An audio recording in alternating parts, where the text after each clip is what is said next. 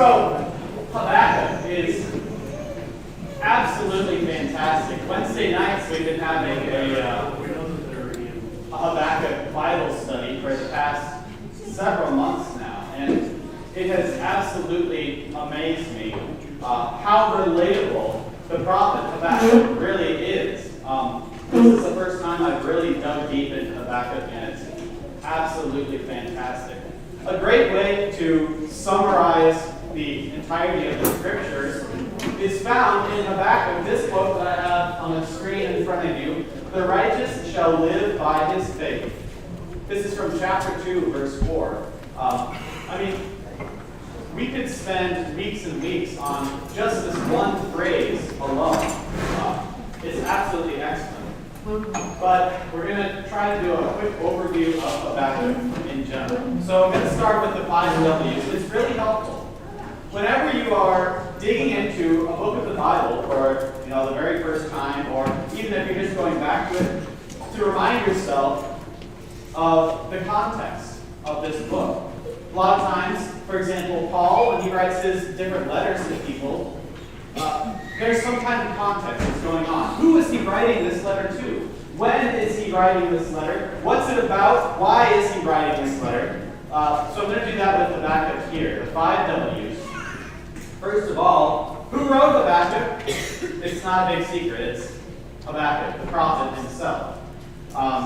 What is this about? It's about the age-old question, something that we've all asked ourselves from one point or another, for whatever reason. Why, God? Why this? Why that? Why do bad things happen to good people? Why do good things happen to bad people? God, why? Why are all these things happening? And specifically here in Habakkuk today, we're going to take a look at the question, God, why are you not doing anything? It looks like you're not doing anything because there's still evil in the world, right? There's that question all the time that we hear about, well, if God is real, why do bad things happen in the world? Why doesn't he just get rid of all the evil like that? He's all-powerful, right? He's all-knowing. So why is there still evil in the world? Our friend Habakkuk is pondering this question, and he is asking God directly, and he has this really special privilege of getting a direct answer from God, a vision or an oracle, as it's called. And God answers him directly. Now, where is this written? Again, more important context. This is written in Jerusalem by the prophet Habakkuk. And the when also goes into play with this. It was around 605 BC. This is likely kind of before and during one of the sieges of Jerusalem by King Nebuchadnezzar, which we all know about. If you came to the Easter Vigil service, you would have heard the reading from Daniel about Shadrach, Meshach, and Abednego, and about how King Nebuchadnezzar wanted them to bow down to him, to pray to him, and they would not do it. That's this same king here, that he's coming to Jerusalem to conquer them once again, put them under his thumb, his subjection. So, that's when this was written, and it explains a lot about Habakkuk's feelings, the questions that he's asking. It explains so much. There's this despair, this massive Babylonian army, and as we'll read as we go through this book, they are an absolute fearsome war machine. They are renowned for their warriors, their fierceness, how amazing they are in battle. And Habakkuk is absolutely despairing over this fact because he knows what's coming. And once again, he's asking God, why? Why are you letting this happen? Why are you letting these evil things happen to these, your people, these supposed good people? The 5th W, why? Why is he writing this? For what purpose? What is he trying to accomplish by writing these words, both to his people at this time in 605, but also to us? here today, we can all learn a lot from this book. It's an admonishment to follow the first commandment, which is, do we have any of our confirmation students in here that can tell us what the first commandment is? Oh, they're probably all in choir, aren't they? I guess I'll have to do it. You shall have no other gods. Let's get started. Here we are at Habakkuk, chapter 1, verse 1 through verse 4. First of all, starting at verse 1, this is just a little preface, a little note that first confirms that this is all by Habakkuk. Habakkuk is writing this, he's the author, and he's sharing this vision, this oracle with us. The oracle that Habakkuk the prophet saw. Verse 2, this is the start of Habakkuk's first complaint to God, which is kind of an interesting way to put it, isn't it? I mean, we oftentimes, we pray to God and we ask him things. We don't really think of it as complaining, but really that's kind of what it is. You know, when you go to God in prayer and you're talking about, oh, God, I'm sick, I have a sore throat, and I've got a runny nose. God, please take this away from me. This is horrible, terrible. I mean, that's what we're doing, is complaining to God. The awesome part is, God tells us to do that. He tells us, bring all your cares, throw them on me. God hears our prayer. He wants us to pray to him. So here's Habakkuk's complaint to God, verses 2, 3, and 4. O Lord, how long shall I cry for help, and you will not hear? Or cry to you, violence, and you will not save? Why do you make me see iniquity? And why do you idly look at wrong? Destruction and violence are before me. Strife and contention arise. So the law is paralyzed, and justice never goes forth. For the wicked surround the righteous, so justice goes forth perverted. I want to take a quick look at verse 2 here. O Lord, how long shall I cry for help, and you will not hear? Does anybody have their Bible out and can look up a verse for me real quick? Psalm chapter 13, verses 1 and 2 is what we want to take a look at, because that's really what this reminds us of. Habakkuk, he's actually kind of making an accusation of God here. How long shall I cry for help, and you will not hear? Is that true? Does God just not listen to him? I mean, that's what Habakkuk thinks right now, because all of these enemies are surrounding Jerusalem. He sees their demise coming, and he thinks God doesn't hear him. That's what he's accusing him. Who has Psalm 13, verses 1 and 2? Karen, will you read that for us? How long, O Lord, will you forget me forever? How long will you hide your face from me? How long will you keep counsel my soul and have thought in my heart all day? How long will my enemies exalt over me? How long, O Lord? How long will my enemies have victory over me? This is a lament of David from Psalms, and it is echoed again here by Habakkuk. And now taking a look at verse 3 here. Why do you make me see iniquity? And why do you idly look at wrong? There's another accusation here. What is it?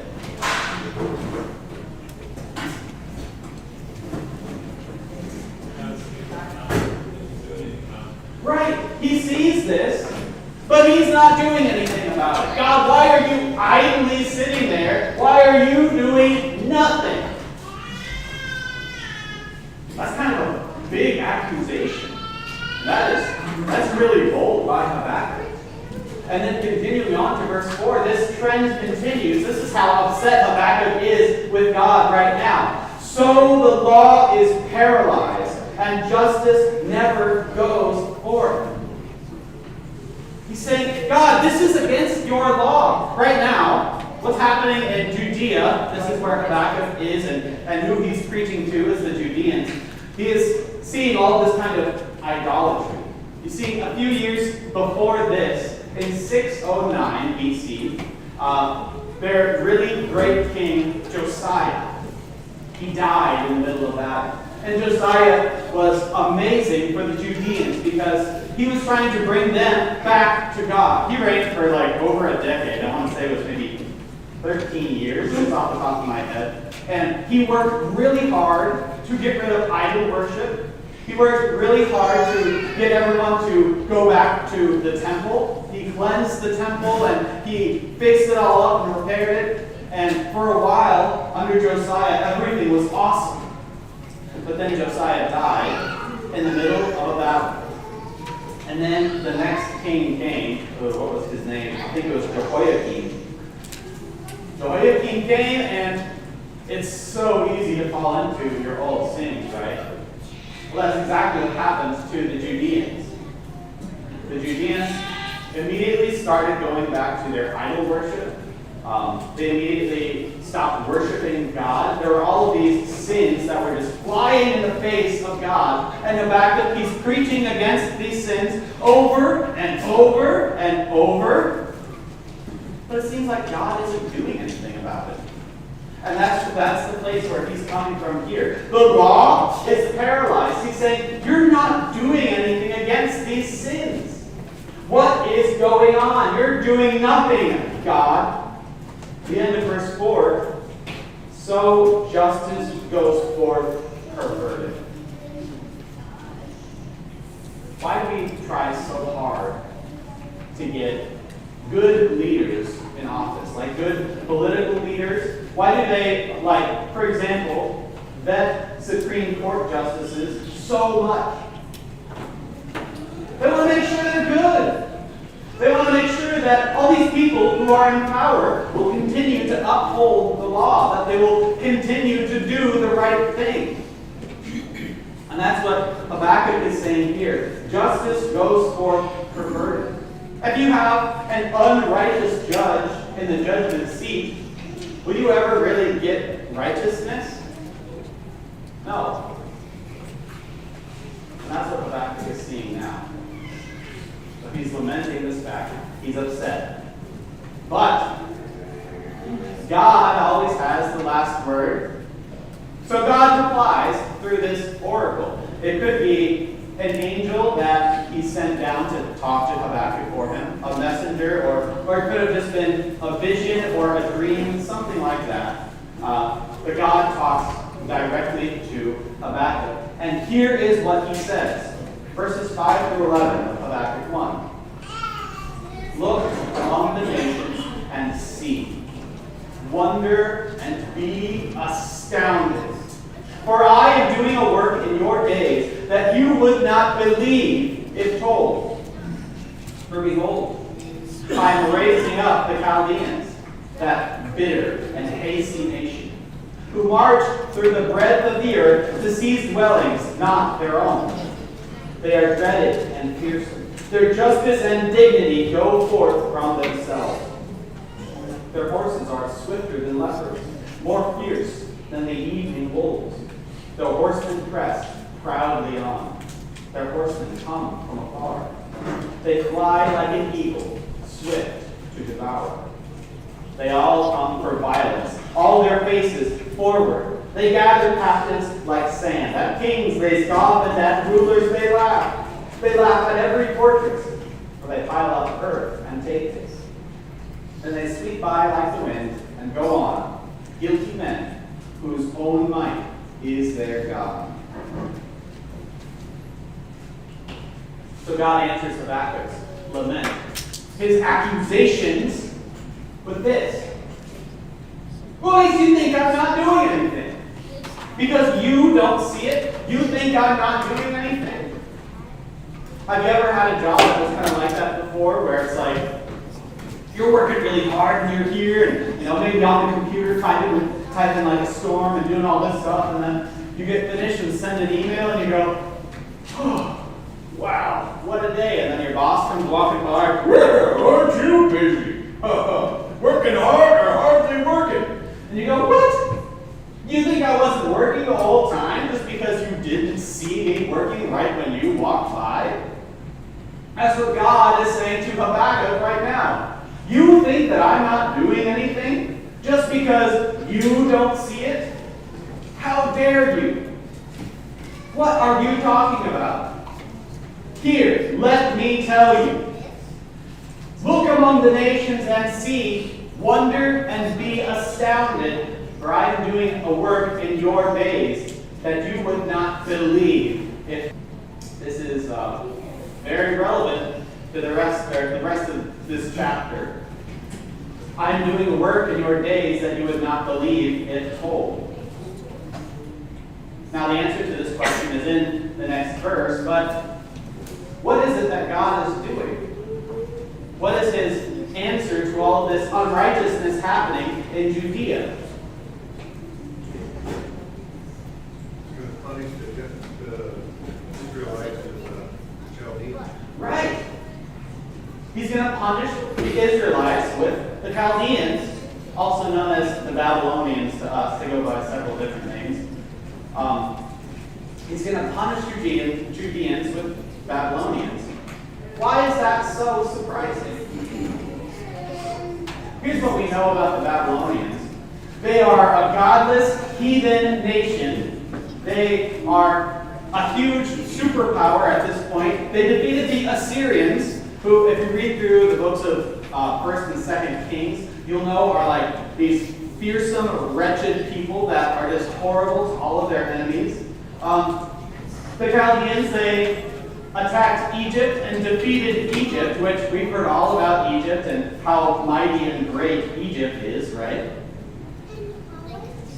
So now, God is working through who? Through the Chaldeans? What? But they're evil. They're godless. They're heathen. They're like against absolutely everything that God's people stand for. And God is going to use them? That's what God is saying here. I'm doing a work that you won't believe. You see these evil people, these horrible, wicked people? Guess what? I can still do my will. I can still accomplish everything I am trying to accomplish, even through these evil people.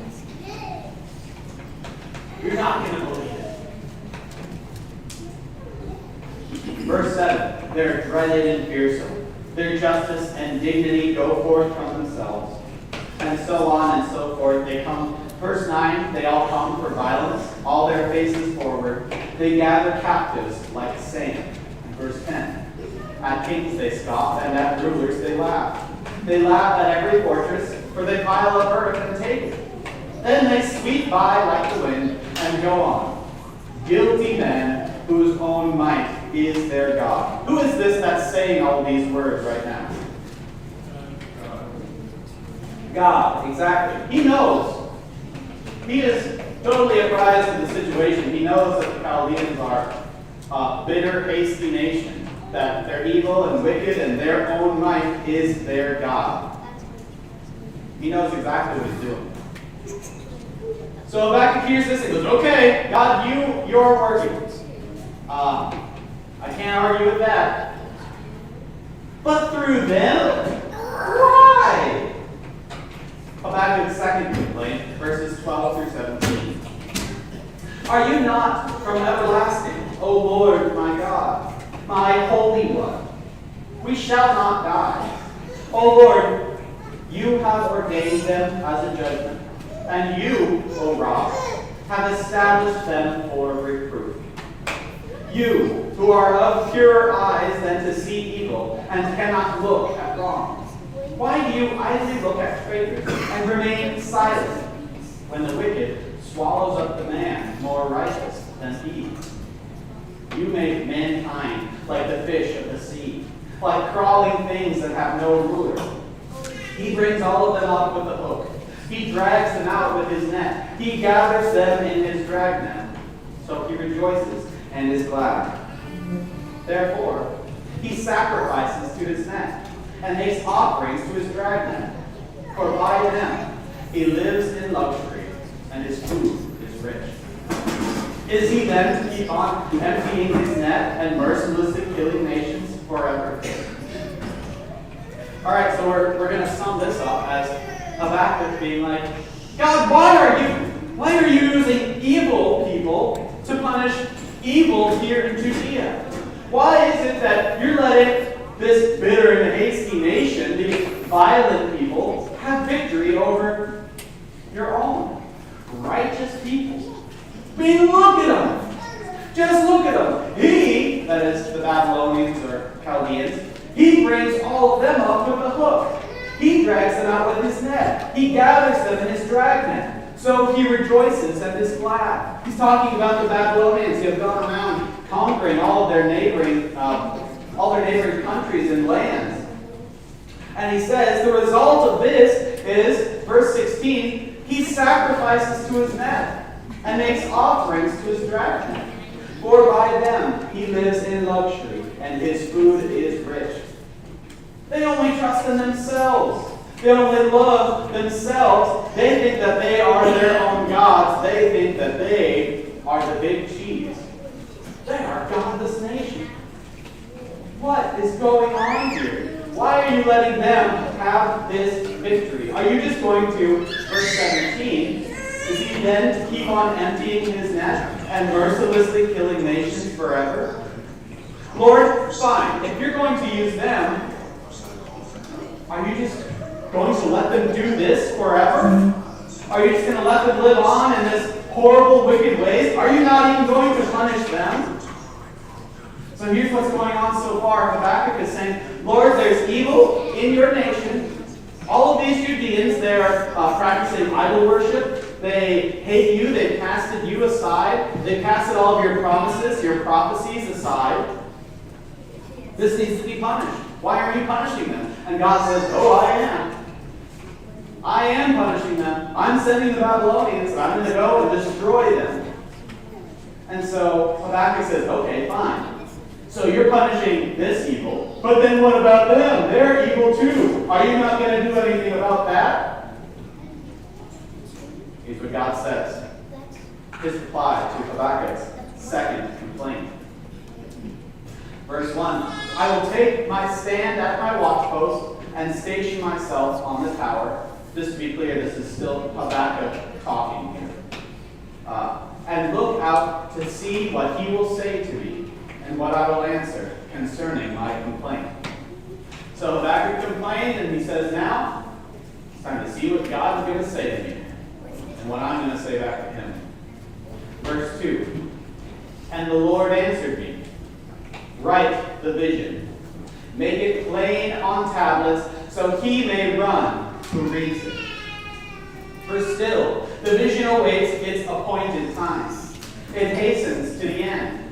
It will not lie. If it seems slow, wait for it. It will surely come. It will not delay. Behold, his soul is puffed up. It is not upright within him. But the righteous shall live by his faith. Moreover, wine is a traitor, an arrogant man who is never at rest. His greed is as wide as Sheol. Like death, he has never enough. He gathers for himself all nations and collects as his own all peoples. So God says, listen here, Habakkuk, and write this down. Do you hear me? Here we go. These are the words that he's telling Habakkuk to write on this tablet and make it big enough and easy enough and clear enough to read that everyone can do it. Easy enough so that even if you were jogging by this sign, this tablet, you could read what it says. Verse 3. For still the vision awaits its appointed time. It hastens to the end. It will not lie. If it seems slow, wait for it. It will surely come. It will not delay. So that's the first part of this writing on the tablet. What's he talking about? What is God talking about here when he's talking about the vision? Which vision? Is it just everything that he has told Habakkuk so far in this one particular vision here in Habakkuk? Or is God talking about something more here? But we know that there have been lots of visions throughout all the Old Testament, right? In fact, whenever a prophet gets some kind of prophecy from God, some kind of word from God, it's very often called a vision. And what are the important parts of all of the prophecies throughout all of the Old Testament? That the Savior is coming, that the Christ is coming, that there will be a branch from Jesse's stump, that there will be someone to come and crush the head of the serpent. That's what God is talking about here. This is in reference to the greater overall vision of Christ. There's also kind of a smaller, less important reference to the fact that the Chaldeans will be punished too. Don't forget about that. But the more important vision overall, the more important prophecy overall is the one regarding the Christ. The one that is talking about the victory that we will all have on the last day. Verse 4, the second part of what's being written on the tablet.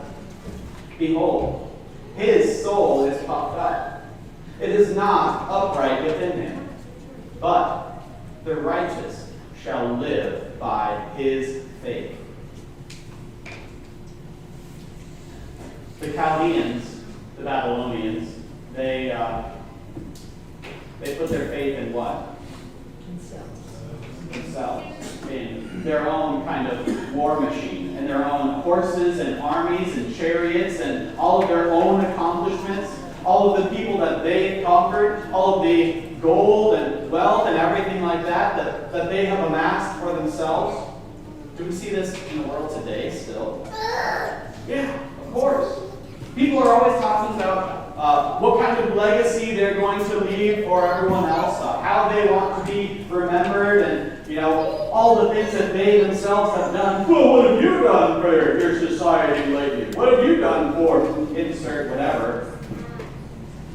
That's not what's important.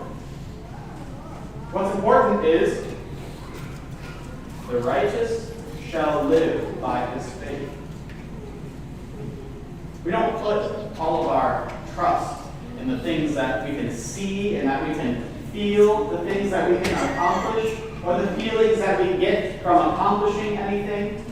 We don't put our faith in absolutely anything but Christ, the Savior, the one who is coming to crush the head of the serpent, the one who has crushed the head of the serpent. That's the important part, and that's why I say the entire Scriptures could kind of be summed up in this one statement here. The righteous shall live by his faith. Because the Old Testament is all talking about Christ, and that Christ is coming. He will gain us victory. He is the one that we should look to.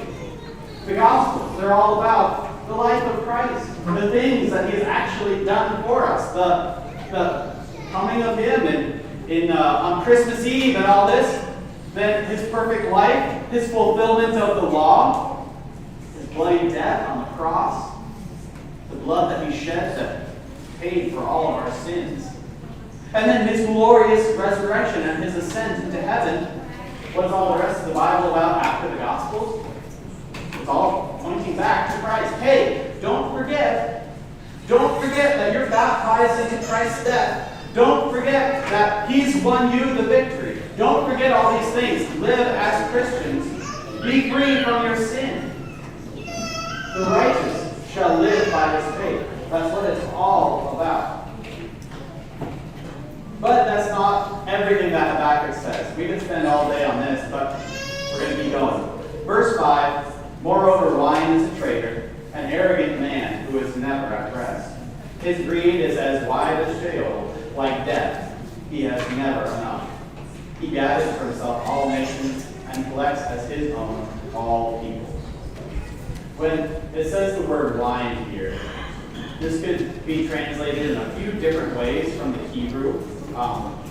Here it's translated wine, and that's fine because it wants to bring to your mind the picture of like partying, You know, what do they always have at parties when they're going to all get together and revel in all the things that they had? Well, they always drank a bunch of wine and made themselves warm and glad and all this kind of stuff. So this is just trying to give you a picture of, like, excessiveness.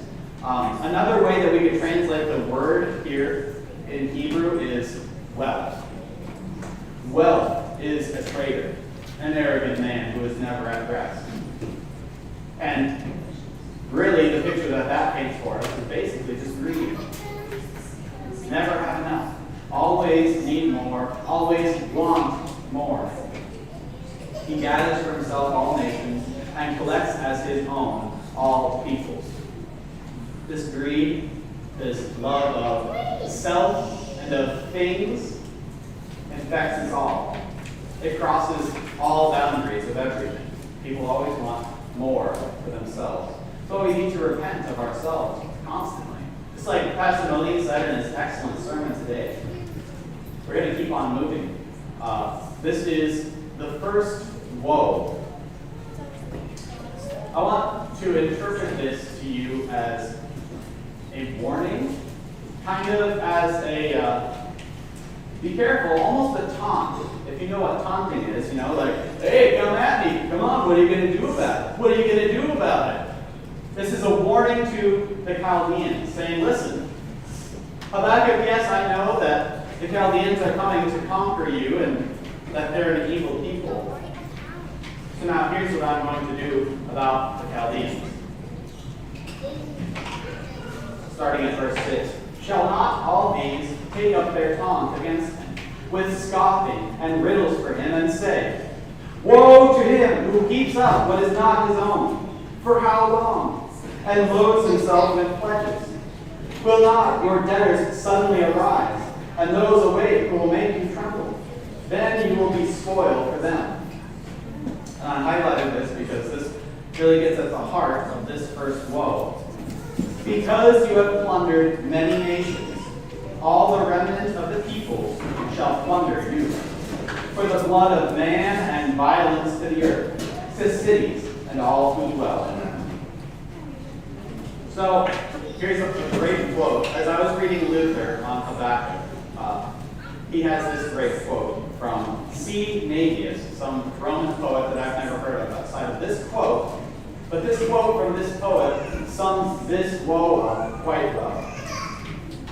Goods ill got must ill be lost. You've got all this stuff through bloodshed, through war. These are all ill-gotten gains. That's how you are going to lose them. Or a more colloquial and modern saying would be, play stupid games, win stupid prizes. That's what you're going to get, Chaldeans. You're going to get a stupid prize because you played stupid games. Because of all of your violence against all of these other nations, because of the way that you have lived your lives, you're going to get your just reward. Going then to the second woe. I'm going to summarize these just a little bit for the sake of time. Going straight to verse 11. The stone will cry out from the wall, and the beam from the woodwork respond.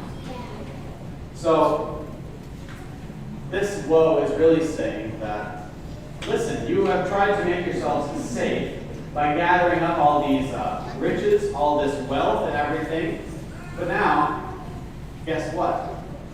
You're guilty. The very fact that you have all these things built up, the very fact that you have these cities and everything all built up, that's a testament to what you have done. You've taken all of these things through war and bloodshed. You've built your cities with slaves and ill-gotten gains. The stone will cry out from the wall, and the beam from the woodwork respond. The very fact that all of these things stand, that you have all of these things, is a testament to your guilt. The third woe here, going straight to verse 13. Is it not from the Lord of hosts that peoples labor merely for fire, and nations weary themselves for nothing? Here's another taunt or another warning to the Chaldeans that you have done wrong. As evidence of this, you are laboring for nothing. This is kind of a twofold saying here, kind of a prophecy. The first one is a lot more imminent and a lot more present, in that the Chaldeans, in response to all of their sins, are also going to be destroyed. It's going to be about 60 years after this, in the middle of the 6th century BC, like around 548, I want to say. The Chaldeans will, in turn, be destroyed by everyone else who they were attacking and who they were destroying. Everyone's going to turn on them.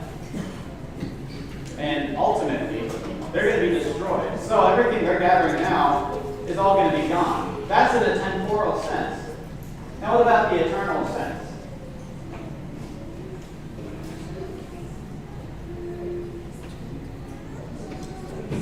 In other words, do you think these guys are going to heaven?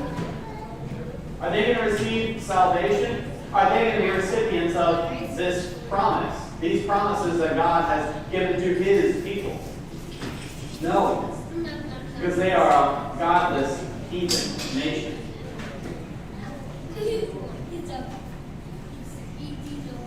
The fourth woe, going straight to verse 16.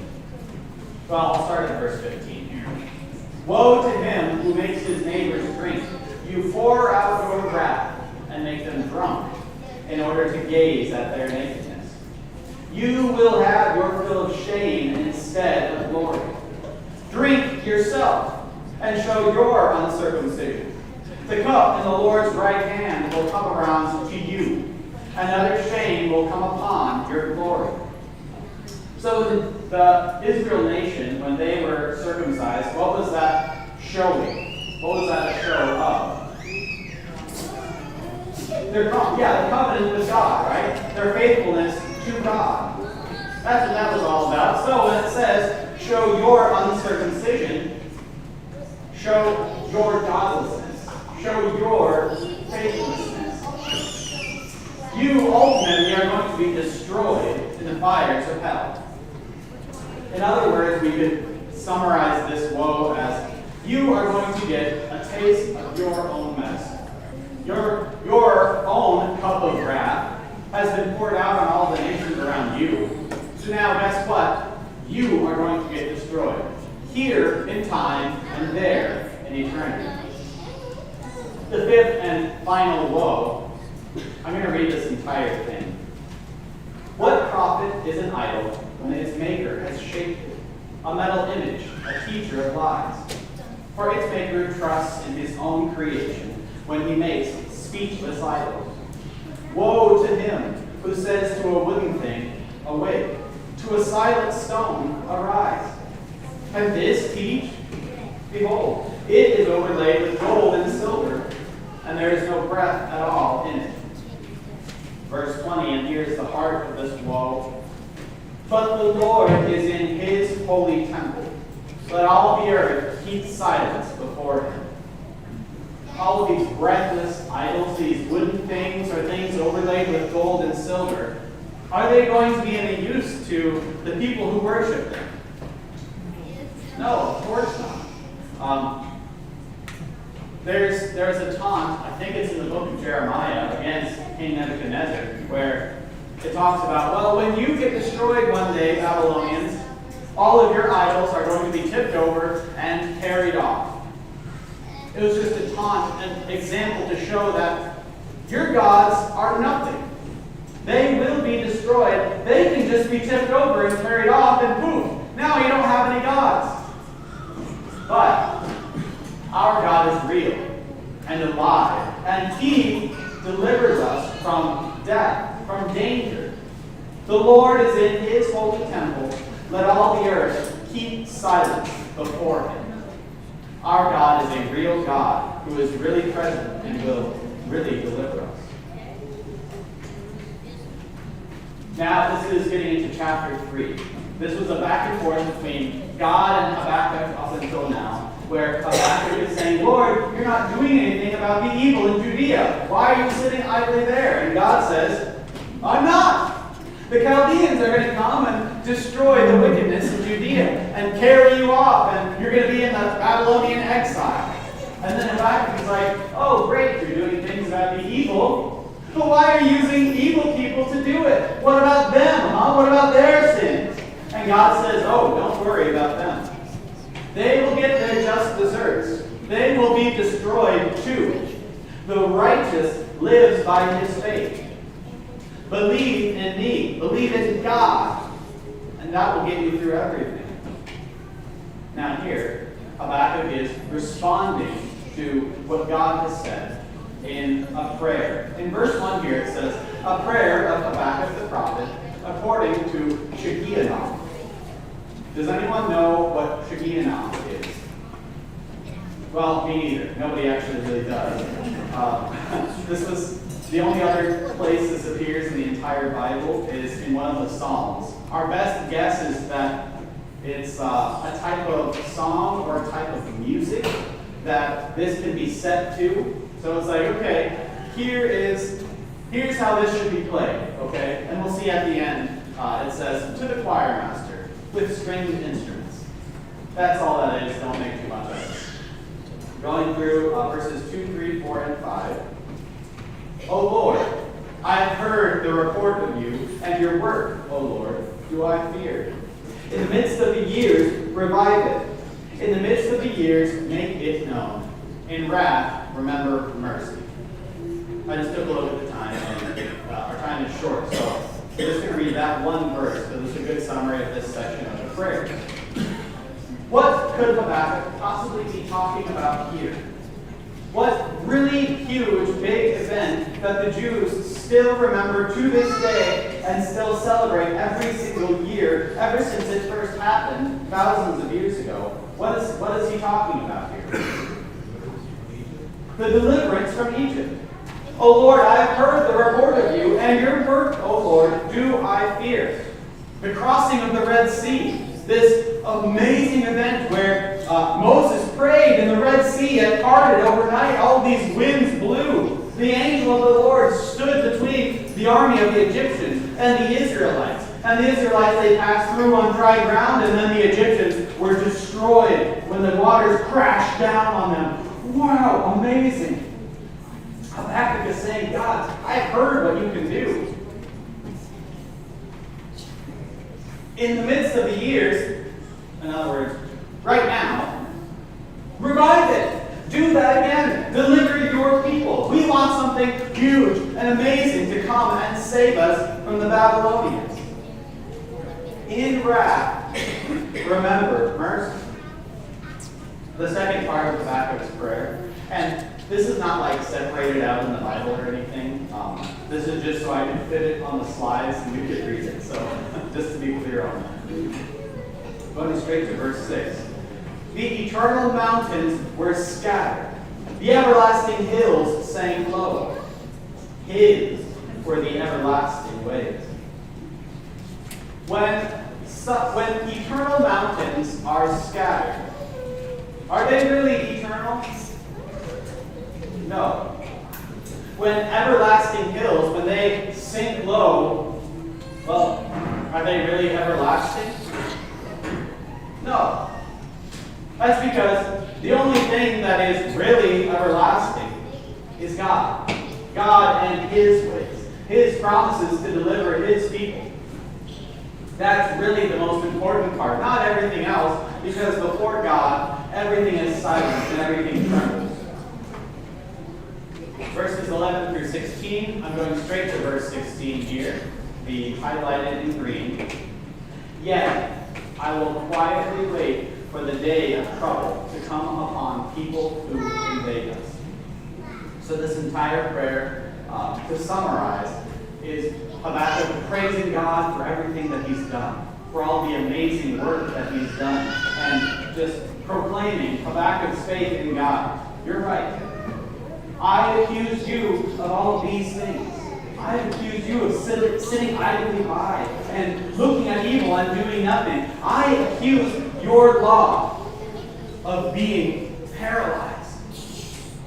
I was wrong. You're amazing. Everything that you do is beyond my comprehension. So what is Habakkuk's response? I will wait quietly for the day of trouble to come upon people who invade us. You're right, God. I'll just shut up. And now the last part of Habakkuk that will wrap us up for today, verses 17 through 19. Though the fig tree should not blossom, nor fruit be on the vines, the produce of the olive fail, and the fields yield no food. The flock be cut off from the fold, and there be no herd in the stalls. Yet I will rejoice in the Lord. I will take joy in the God of my salvation. God, the Lord, is my strength. He makes my feet like the deer's. He makes me tread on my high places. In wrath, remember mercy. God does that. God remembers his people. He hears his people's prayers. And how do we respond to this? To all the things that God has done?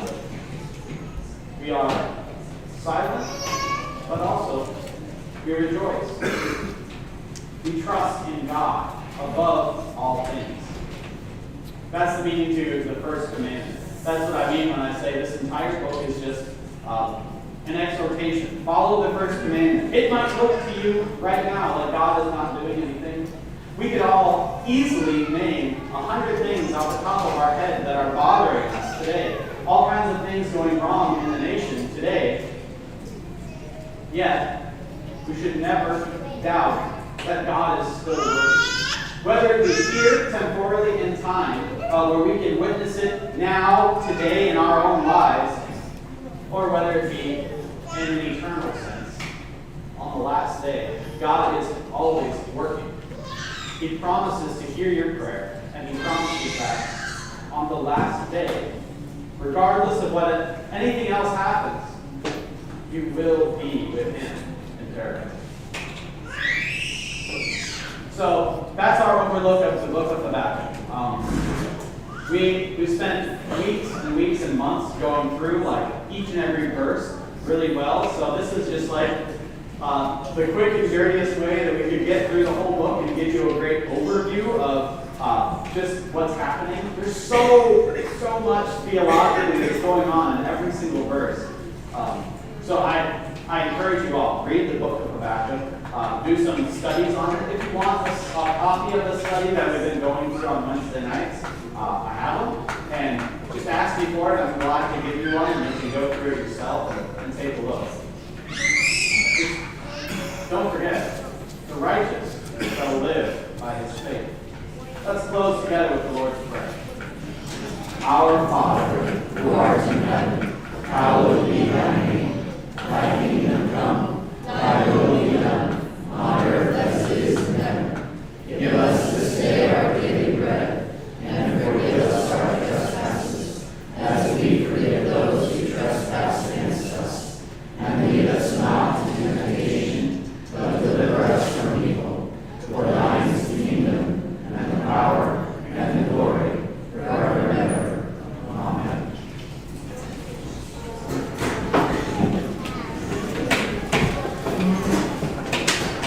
Amen.